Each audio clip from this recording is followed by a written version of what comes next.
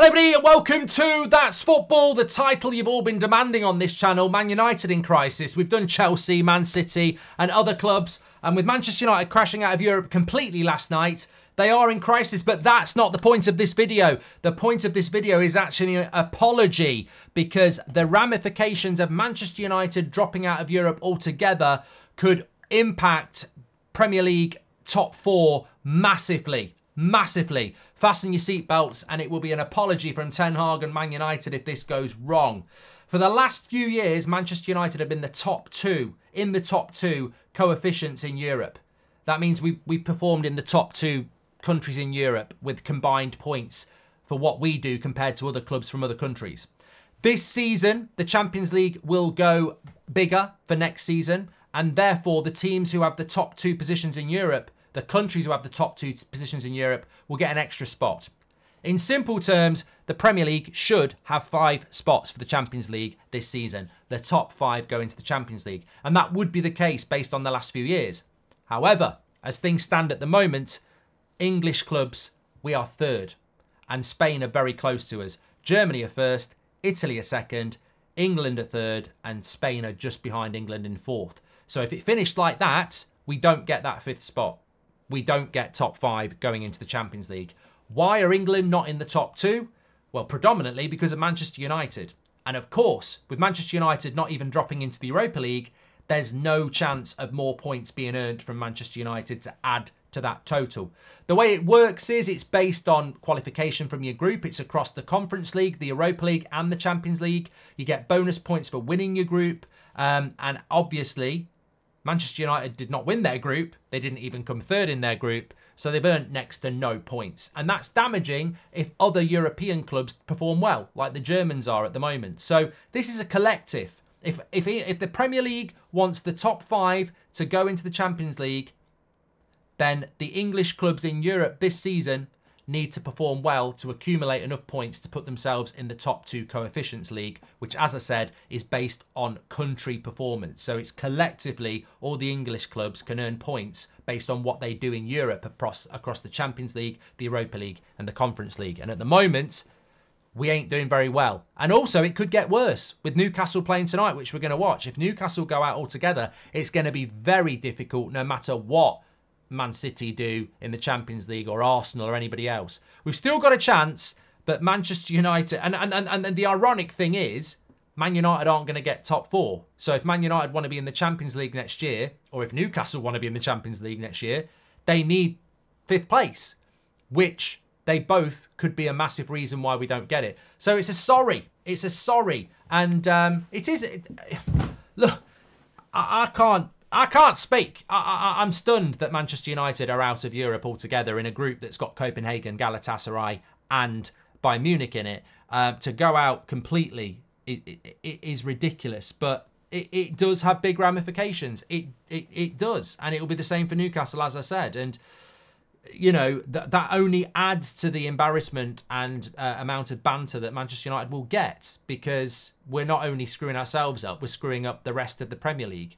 Whether you think the top 5 should go into the Champions League or it's more exciting when it's a top 4 is a different matter. Whether you agree with the expansion of the Champions League, which I don't, is a different matter. But the point remains, Manchester United at the moment are contributing to a very, very poor performance in Europe for the English clubs, and it will have its impact. There is still hope, though. You've still got Liverpool in the Europa League, you've got Brighton in the Europa League, Aston Villa in the Conference League, West Ham in the Europa League. Obviously, Man City and Arsenal have gone through, and Newcastle can help tonight. But it's a very real issue, because I think there is a lot of fans that are just assuming we will get that 5th place, and you've got to perform in Europe to do it. And as I said, Manchester United haven't. But look, bringing it back to the Premier League and bringing it back to the top 4 race, as things stand at the moment, I look at Manchester United, and maybe Newcastle fans feel the same, and maybe Spurs fans feel the same, although I think they're still very much in the race.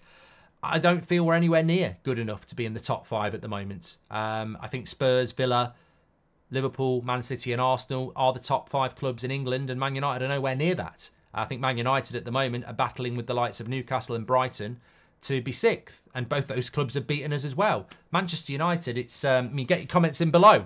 Predominantly, I'm sure United fans will be in the chat. Give us your thoughts, but I'd love to hear from fans of other clubs. What are your thoughts on Manchester United at the moment? Because when the laughter stops, and it might take you a while, there is also the same feeling I had about Liverpool and Arsenal for years. I was like, yeah, I mean, they're bad and they're consistently bad, but what's going on at that football club? It shouldn't be happening. And we've seen the renaissance of Liverpool and Arsenal in recent years. But with Manchester United, I mean, 10 years of this, and it doesn't look like it's going to get any better. And as a Manchester United fan, the thing I find bewildering is that we are still a massive football club. We are still huge name worldwide with a huge fan base. But the way we're being run, you wouldn't put us on par with a Crystal Palace. We're being run so badly. And it's just, you watch Man United play in front of 75,000 people and you just go, what is that team, and what is it we're trying to achieve, and why is everything just so amateur? Comparable to last season where we finished 3rd and won and got to 2 cup finals and won 1 and looked like we had a bit of progress. To qualify for Europe last year and do what we've just done in Europe is an embarrassment. It's an absolute embarrassment. We may as well have not bothered. To play in a group like that and finish rock bottom with 4 points and concede all those goals, it's an absolute embarrassment. And you know, ultimately, as a Manchester United fan, you feel the pain and the embarrassment and the disappointment. But it does have ramifications, like I said. There does need to be an apology, because it's gonna impact us directly. But at least if we'd gone into the Europa League and won a few games there, we'd probably boost that coefficients league enough to get England into the top 2 and therefore top 5 in the Champions League this season in the Premier League. So, and you've got an opportunity to do it. But I just don't. I just don't understand what's going on at the club. Well, I do understand, but I don't understand how we've managed to, you know, drop the ball on that. And I think it's interesting as well. I mean, look, there's a part of me now that's just like, I'd love to see David De Gea sign for Newcastle or Chelsea, because I think that, to me, and I might be in the minority, David De Gea, if he'd have been in goal this season, we'd still be in Europe. Let's hope Onana works out in the future, but I just don't understand how you get rid of David De Gea and then spend £50 million to replace him, and then that goalkeeper ends up costing you European football because he's just not prepared or good enough for the role at the moment. Why would you make a decision like that? So, you know what? The way De Gea was treated at the end as well. You know, I think it would be only what Manchester United decision makers deserve if he went and played for someone like Chelsea or Newcastle and did a good job between now and the end of the season. I guess we'll have to wait and see. But no, look, it's you know, and can I just say thank you? You're absolute legends. Thanks for listening to the podcast, Goldbridge Saves Football. I'll drop the link in the description. Please go and give it a listen. It was a fantastic episode this week. But also the video I did yesterday, loads of people watched it, loads of people liked it, and I want to do.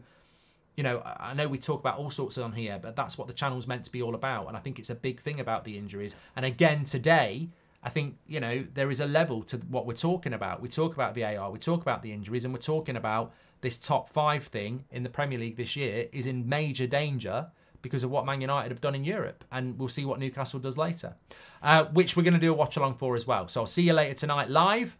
Take care, have a good day, smash a like on the video, make sure you subscribe, and please do listen to the podcast, Goldbridge Saves Football.